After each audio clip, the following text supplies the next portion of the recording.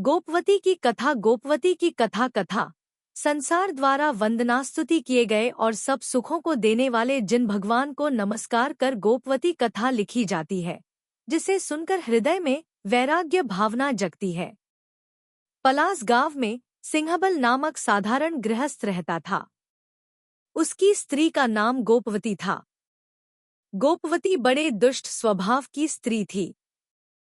उसकी दिनरात की खटपट से बेचारा सिंहबल तबाह हो गया।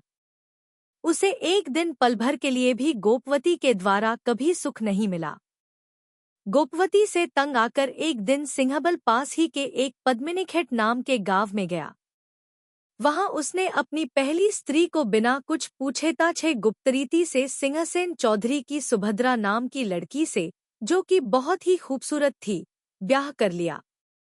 किसी तरह यह बात गोपवती को मालूम हो गई। सुनते ही क्रोध के मारे वह आग बबूला हो गई। उससे सिंहबल का यह अपराध नहीं सहा गया। वह उसे उसके अपराध की योग्य सजा देने की फिराक में लगी। एक दिन शाम के कोई 7 बजे होंगे कि गोपवती अपने घर से निकलकर पद्मिनीखेट गई। उस समय कोई 11 बज गए होंगे। गोपवती सीधी सिंहसेन के घर पहुंची।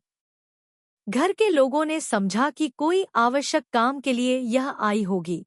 सबेरा होने पर विशेष पूछताछ करेंगे। यह विचार कर वे सब सो गए। गोपवती भी तब लोगों को दिखाने के लिए सो गई। पर जब सबको नींद आ गई, तब आप चुपके से उठी और जहां अपनी मां के पास बेचारी सुभद्रा सोई हुई थी, वहां पहुंचकर उस पापिनी ने सुभद्रा का मस्तक काट लिया और उसे लेकर आप रात ही में अपने घर पर आ गई। सबेरा होते ही यह हाल सिंहबल को मालूम हुआ। सुभद्रा के मुर्दे को देखकर उसे बेहद दुख हुआ। वह खिन्न मन होकर अपने घर आ गया। उसे आया देखकर गोपवती अब उसका बड़ा आदर सत्कार करने लगी। बड़ी स्नेह प्रकट कर उसे भोजन कराने लगी। पर सिंहबल के हृदय पर तो सुभद्रा के मरण की बड़ी गहरी चोट लगी थी, इसलिए उसे कुछ भी अच्छा नहीं लगता था और वह सदा उदास रहा करता था। और सच भी है, एक महादुखी को भोजन वगैरह में क्या प्रीति होती होगी। सिंहबल की सुभद्रा के लिए यह दशा देख गोपवती का क्रोध और भी बढ़ा गया। एक दिन बेचारा सिंहबल उदास मन से भोजन कर रहा था। यह देख गोपवती ने क्रोध से सुभद्रा का मस्तक लाकर उसकी थाली में डाल दिया और बोली, हाँ, बिना इसके देखे तुझे भोजन अच्छा नहीं लगता था, अब तो अच्छा लगेगा ना। सुभद्रा के सिर को देखकर सिंहबल काँप गया। वह, हाय, यह तो महाराक्षसी है, इस प्रकार जोर से चिल्लाकर डर के मारे भागने लगा।